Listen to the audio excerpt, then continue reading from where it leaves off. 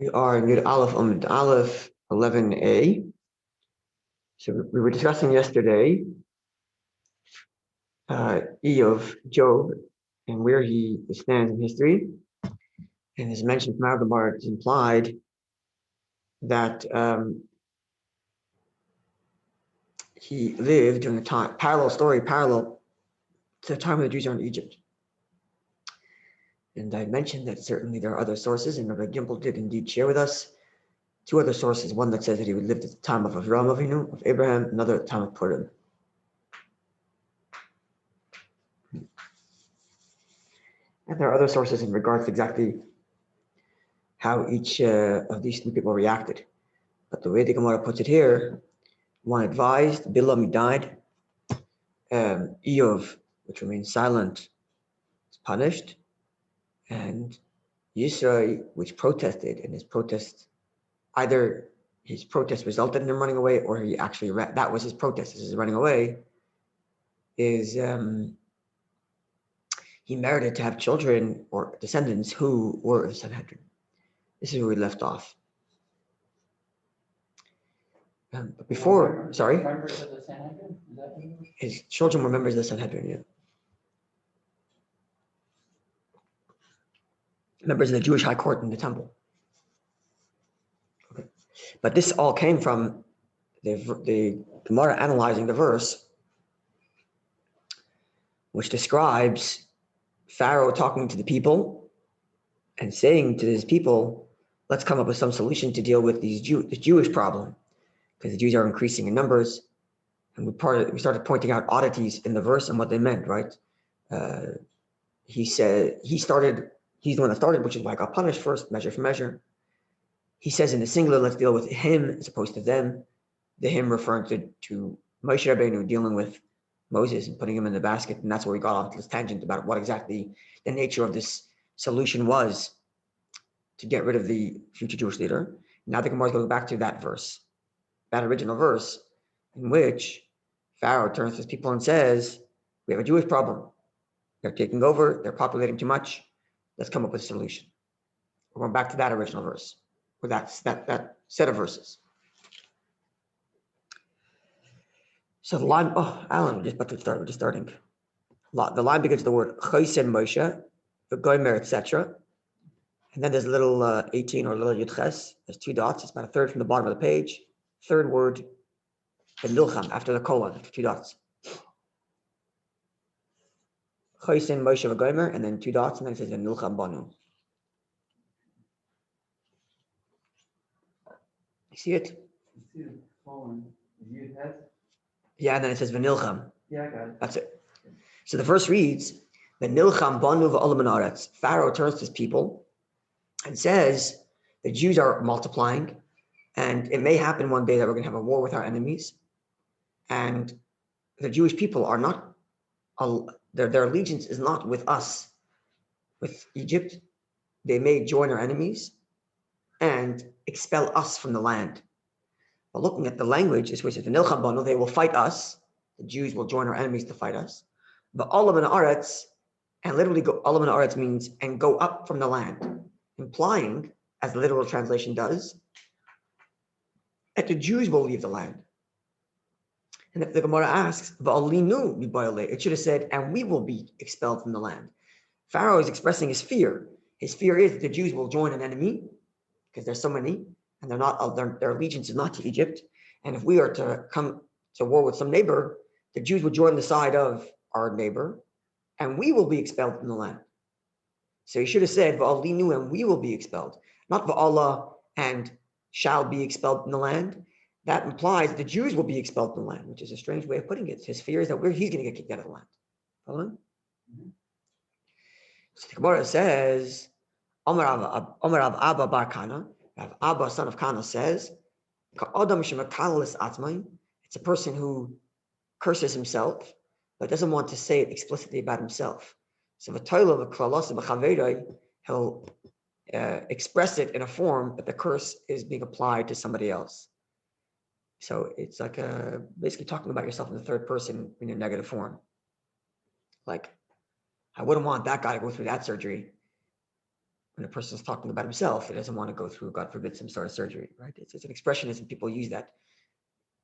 It could be that in Hebrew, in an ancient Aramaic, this was more common, but I think in English it works too, where people, when they're speaking negatively about themselves, they'll talk about a third party, right? So here Pharaoh is saying, like, and those people are going to be expelled from the land, meaning you and I, we might be expelled from the land if the Jews overpower us too much. So it's an expressionism. That's the way Abba Barkana puts it. I'm sure there are deeper layers here, but that's the simple reading of the Gemara. They were such a mighty army. How did they afraid? I don't know if they were actually, I think I mentioned this before, I don't think he was actually afraid so much as stoking anti-Semitism. They're the source of all your problems, I don't know if he was actually afraid in reality. It's just an anti-Semite. It's just his rhetoric to get his people riled up. That's how I understand it. I mean, maybe he actually was legit afraid. I don't think so.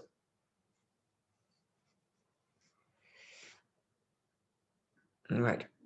It's more dramatic when you talk about it in the third person, it has a whole dramatic, it's so terrible. I don't even want to say it about myself. I'm talking about somebody else, but really we mean us.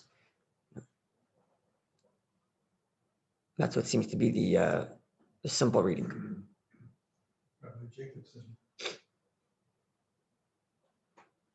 did a talk about a soldier who just came back. His son just came back from Afghanistan. And he called his parents and he says, Dad, I'm home. I'm in Los Angeles, they were somewhere else in the middle of the States or something. I'm home, he says, come on, we want to see you. He says, there's a problem. He says, I have a friend, a very close friend. He saved my life. Yeah, I've heard this. I've heard it. Yeah. He describes, the soldier describes at length a friend who's maimed, who saved his life. And it turns out to be he himself is that friend. And he wanted to make sure his parents will love him unconditionally anyway. Yeah. That's in the positive where well, I guess it's also a curse. It's in the negative. He's describing a terrible situation, but really he means himself. Yeah, so I guess that's kind of what's happening here. Yeah, good point. Yeah.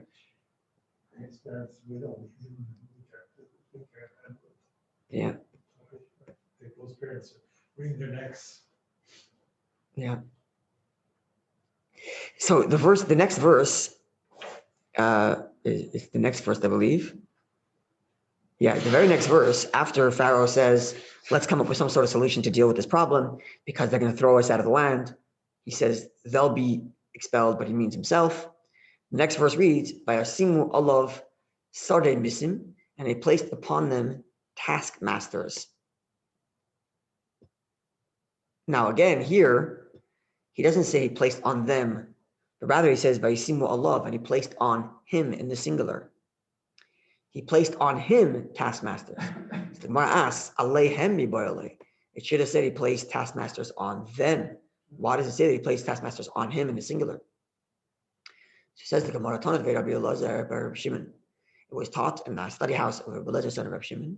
Now Lamed, this teaches us, Shehiviu Malbein. They brought I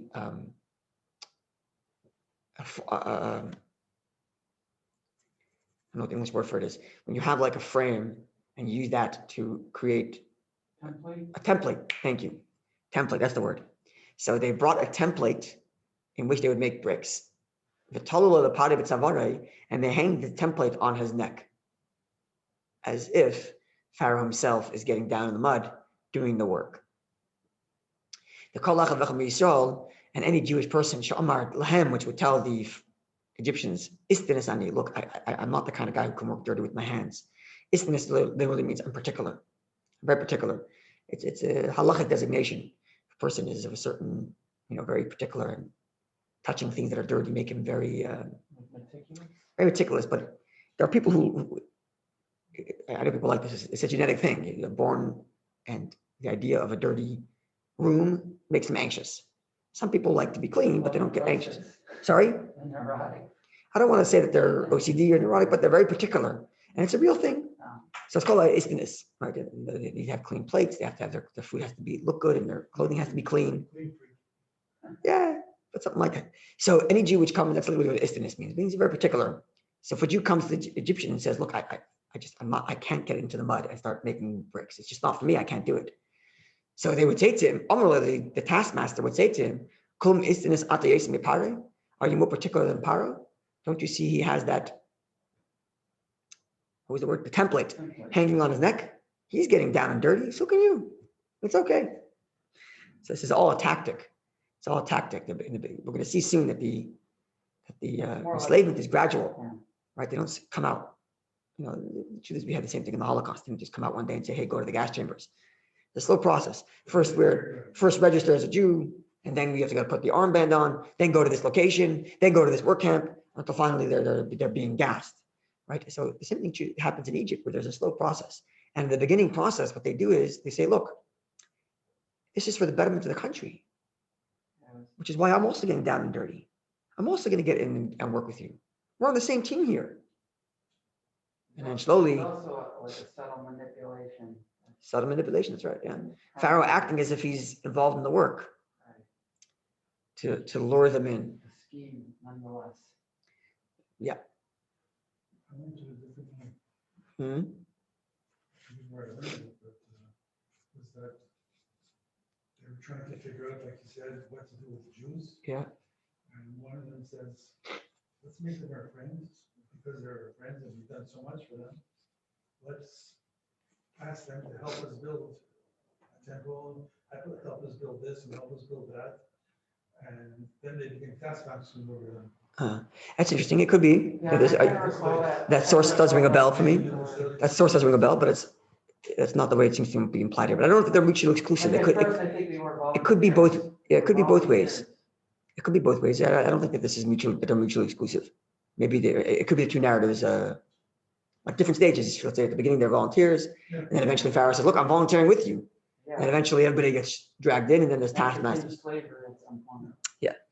So yeah, but part of the tactic is where the Pharaoh puts on the template and shows that he's doing the work also. I hate to be cynical because we had discussions about politicians using the same kind of tactics, you know, the politicians coming to the people and saying, look, they are the evil ones, they're the enemy, right? So yeah, you have a similar thing where the politicians will get a photo op of them doing 5 minutes of work before they get back on their jets to go on vacation. Yeah. Look, I'm here working with you all. I'm also volunteering. There so happens to be cameras all over the place while I'm volunteering. I have no idea why they're here. I didn't ask them to come, right? But there so happens to be all this press here while I'm volunteering. I wonder why. I have no idea. And then as soon as the press is gone, okay, guys, sayonara, I'm out back on their jet, and they go back to wherever they came from. So Pharaoh's doing a similar tactic. Look, I'm here. I got the template on me. I'm working with you. Thank you very much. Anyway, it's just, I hate to be cynical, but it's too glaringly obvious. It's very true. If so, of course. Yeah. Anyway, so the Gemara continues in his commentary. Okay, now the verse says that he placed upon him taskmasters. And we translated that the reason why it says him as opposed to placed upon them is because they put this template on his neck. So how does it flow? They placed upon him a template on his neck. Taskmasters, how does the word taskmasters fit in there? They didn't put taskmasters on his neck. They put a template on his neck. So how does the next word follow? If, as we just learned, the singular term that they placed upon him as opposed to upon them is to indicate that Pharaoh himself had held a template on him, then how does the next line, how does it fit? How does it flow with the actual reading of the verse? Because the verse reads, they placed upon him taskmasters. They didn't put taskmasters on his neck. So how does it flow? Follow? It's like more for comments. What does the word sorry missing mean? What does it mean that they placed taskmasters? So the word for taskmaster, misim, can be read as dover shemesim, something that imposes. So in other words, the word for taskmaster, the root word is imposition, something which imposes. So it doesn't have to be an actual human being that's a taskmaster, but anything which imposes. So this template that the Pharaoh wore on him was itself that which imposed the work on the other Jews. And that's the implication that Pharaoh wore a taskmaster on his neck. Not that he actually wore a taskmaster, but he wore that which enforced labor, right? Or at least lured them into labor. That's the way Rashi seems to be translating these words here. Although I saw in Steinsaltz's other translation, but this is where that's the way it seems Rashi is doing it. That the word misim, the word misim, which you translate as taskmaster, means that which enforces. And this template that he wore on his neck, this stone template or this brick template, excuse me, thank you, is that which enforced the labor on the Jewish people. Now the verse continues in the singular. Laman anoisi b'sivoisam, in order to inflict him with their pain. It should have said, Laman anoisam miboyle. It should have said, in order to afflict them with infliction or with heavy labor. Why does it say inflict him in the singular? Right. So earlier we said that instead of saying he placed upon them taskmasters, he said placed upon him enforcers. Was talking about Pharaoh himself. He put these things on his neck to enforce. So now again we have to say the singular belongs to Pharaoh also, in order to inflict him on their pain. So what's the him? So explains the Gemara, in order to inflict Pharaoh, because of the work he's imposing on the Jews. In other words, it's almost like a self-fulfilling prophecy. Because of that which he has inflicted on the Jew, he is going to get pain himself. So as he's inflicting pain on the Jews, he is in essence really inflicting it upon himself at a future time. And that's what's being alluded to here when he uses the singular. When he uses the singular, talking about himself. So because the first plague, frogs. Yeah, second plague is frogs. Second plague went directly to Pharaoh. That's right. The Gemara mentioned that earlier because he had started the problem. Therefore, the frogs went to him first. Yeah, we mentioned that earlier. So the Gemara is basically saying that when the verse says to afflict him with their suffering, what it really means is inflict Pharaoh. That Pharaoh is going to be inflicted on account of their suffering. Then the verse continues and says, "Vayivan are miskenais," and they build cities of miskenais, lapare for Pharaoh. So what's the simple translation of the word miskenais? Let's have a look 1 second. The simple translation of the word miskenais is, because the Gemara is now going to give the deeper reading, but let's just see what the simple reading is. Where is it? Oh, storage, right. Storage. He built for them, miskenais, storage cities. So says the Gemara like this: Rabbi Shmuel, Chad Amar. Rabbi and Shmuel have this dispute. Rabbi and Shmuel, we had these disputes. Good morning. And remember, we learned from the Rebbe that Rabbi and Shmuel in their disputes are always a dispute of context versus literal meaning. Right? We had it earlier with respect to was there a new king, a literal new king, or was there the same king, but the king renewed his decree and the king changed his attitude? Right? And the first of the two, is the one that takes literal, and the second of the two take context. So let's see if we can do the same thing here. In the translation of the word miskenais, right? So the verse says, even are miskenais, they built storage cities. But let's look at the word miskenais more deeply, says the Gemara. Rav and Shmuel are discussing this word miskenais, which we translated as storage. Chad Amar 1 says, Shem misaknes es ba'alein. It endangers those who own it. So two ways to read this. 1 second, let's see. So Chad Amar Shem misaknes ba'alein. One says that it endangers its owners. The Chad Amar, the other one says, Shem maskenes es ba'alein. It impoverishes their owners. Okay, so that's what the word miskenes means, either endangers or impoverishes. Okay, so why would building endanger or impoverish? So says there's two ways of learning it, says Rashi. One is that this comment is specifically to Egypt. Namely, the word miskenes means storage, but the word miskenes also has the word sakana, which means danger, or miskan, which means like empty out. So it could be empty out as in impoverish them, or it could be endanger them. So those are the two translations. These cities endanger them, or these cities impoverish them. So one way of Rashi learning this, that when it says that it either impoverishes them or endangers them, it's specific to Egypt, in that because they afflicted the Jews in making build these buildings, it brought danger upon them. They were punished later, drowning in the sea. Or it impoverished them because they imposed slavery on the Jewish people. When the Jewish people left, the verse says that they emptied out their gold and silver, so it impoverished Egypt. Right. So if this is the translation as Rashi explains it, then this would be exclusive. Then this translation is exclusive to the issue of the Jews working in Egypt, but not that all buildings impoverish people or that all buildings endanger people. It's specific to Egypt because they made them work, therefore they were punished. So the working endangered them, endangered the owners of the building, the Egyptians. It endangered them because they later got punished as a result of them making the Jews build these cities, or it impoverished them as a result of them making the Jews work. They were later punished with impoverishment because when the Jews left, they cleared out Egypt of all of their gold and silver. So that would be one way of understanding this discussion, as Rashi puts it, that the discussion between Rav and Shmuel is specific to these buildings that the Jews are doing in Egypt. Another way Rashi understands it, and it would seem that this is the more correct version, as we'll see in a minute why, is that Rav and Shmuel are actually making comments on all building projects. All building projects endanger the people who work there. It's a dangerous labor, especially before you had harnesses and proper scaffolding and whatnot. People died when they built these tall buildings. Fall off, a brick falls here, a person falls there. I mean, till today it's dangerous, but we have lots of safety measures. But nonetheless, it's a dangerous work.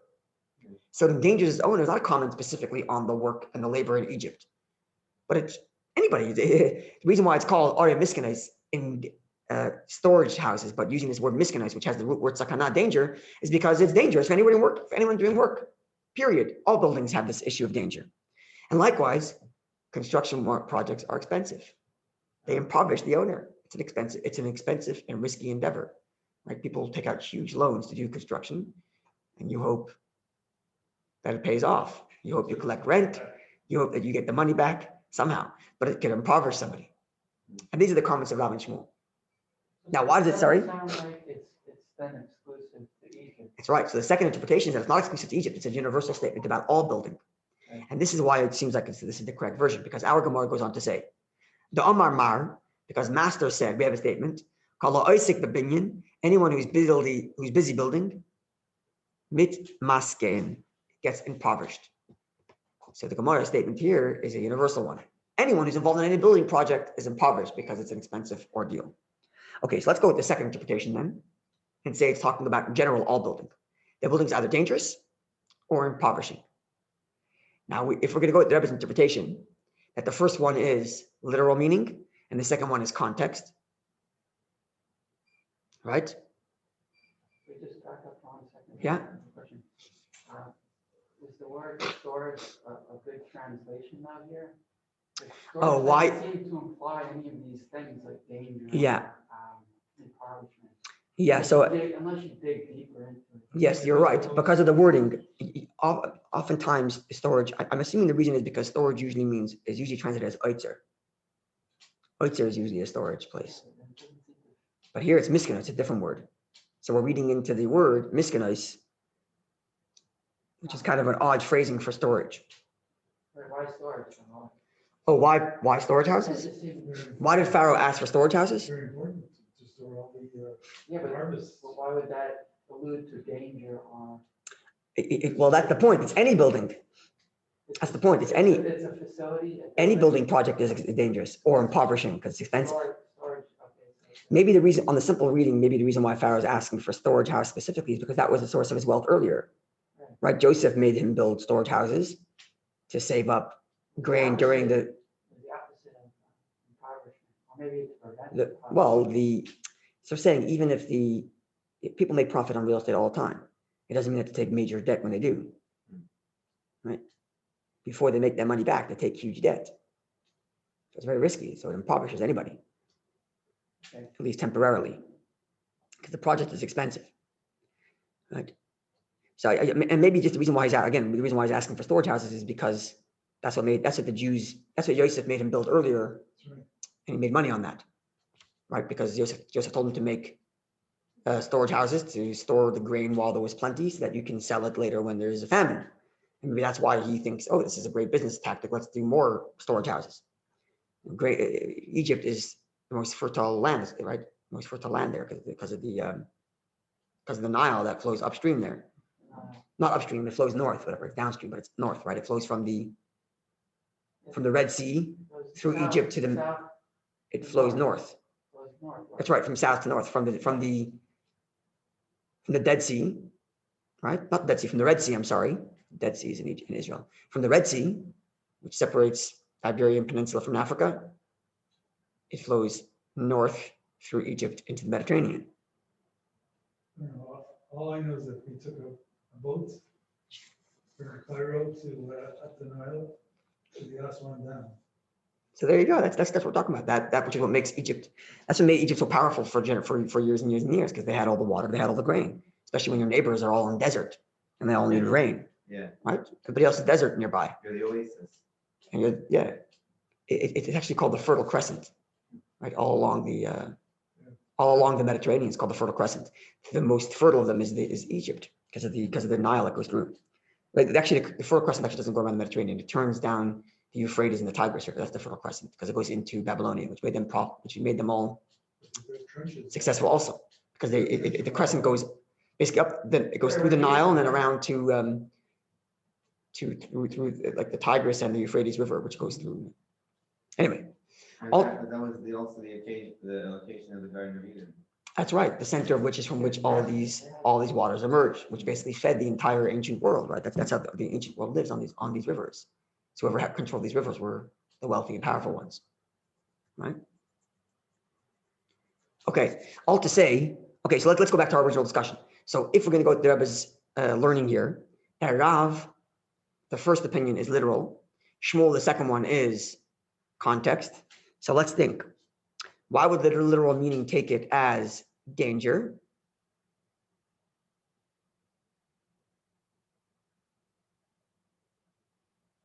Why would the little one take it as danger? I think because of the wording. So look at the Gemara where it says Are miskanais. So cities of storage, miskanais.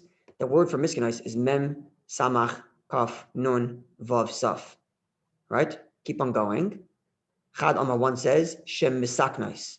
It endangers balei and those who work there. And the letters for the word misaknais endangers, and the letters for the word miskanais are exactly the same letters. So if you want to keep the word as literal as possible, keeping all the letters exactly intact, you go with the translation endangered. But just adding the extra mem there, that makes it impoverished. that makes it impoverished. Not That's right. danger. No, danger is without adding the extra mem there. Oh. You keep the letters exactly as is. You That's say the literal, endangered, that's what and that you would be the said. literal. That's what I'm saying. Whereas impoverished, you have to add a mem. Mim maskanais, because the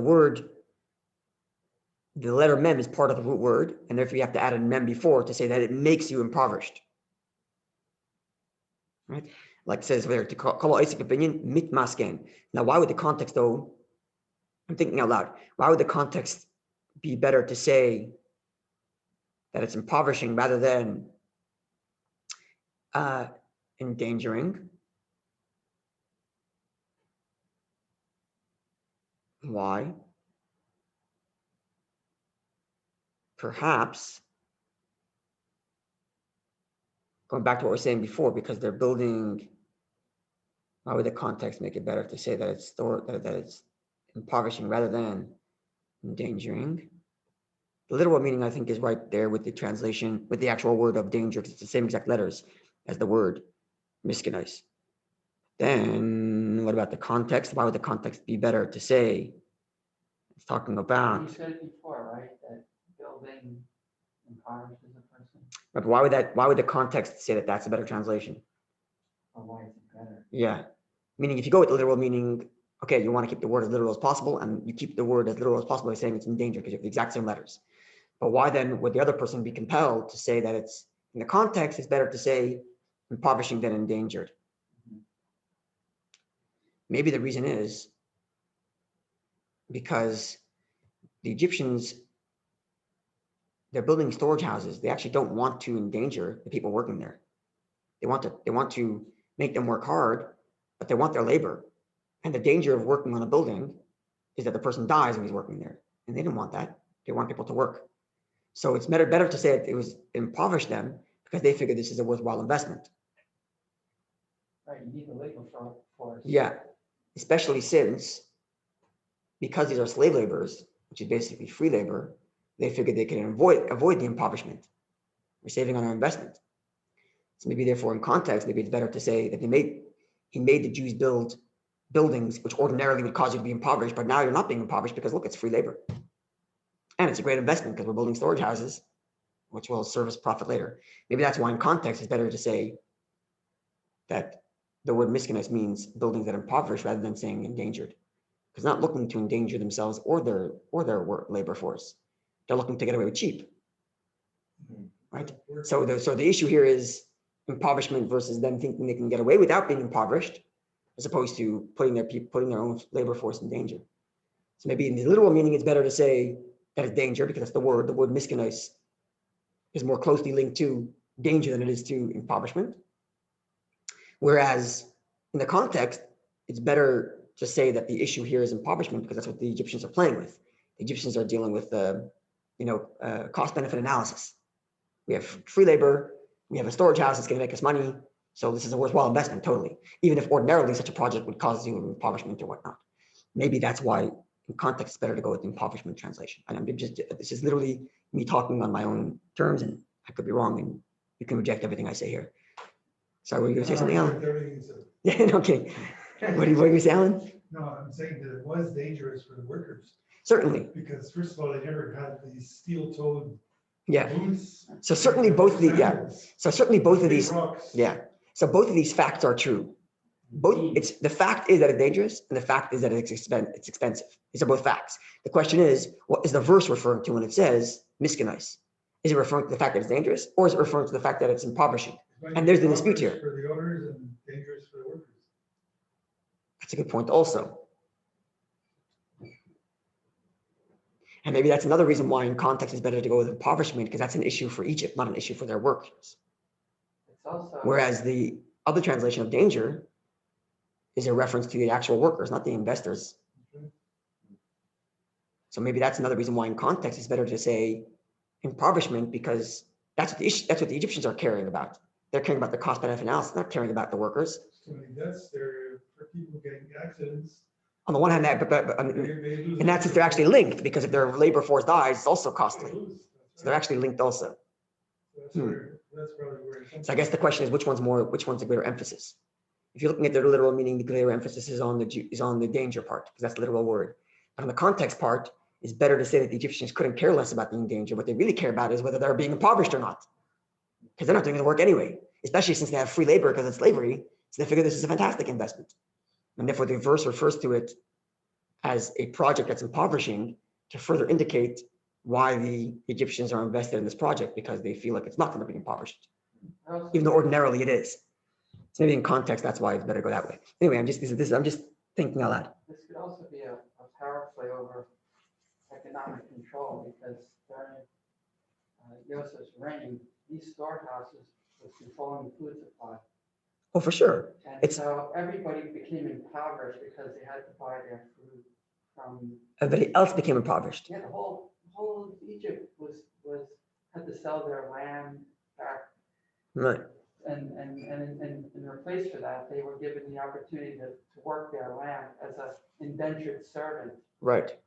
So you're translating. Give them feed, they would keep 80% of it, 20% had to go back. Right. So you're saying that you're translating impoverishment not as the owners being impoverished, but everybody else is impoverished as a result of. They wanted to do the same thing Joseph did to.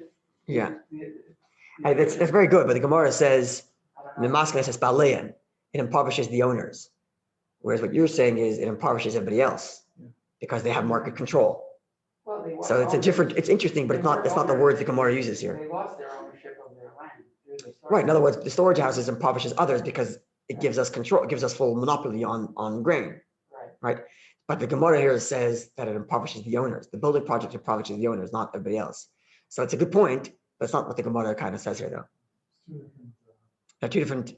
Also, one is One is the actual building project itself impoverishes the owners because of the investment they have to make. What you're referring to is once the project is successful, then it impoverishes everybody else, which is already like the benefit analysis, not the risk analysis. Anyway, all very interesting, and thanks for coming along with me on this little thought experiment. And have a wonderful Shabbos, everybody. We'll continue, God willing, on Monday. Good day and a good Ner Shabbos.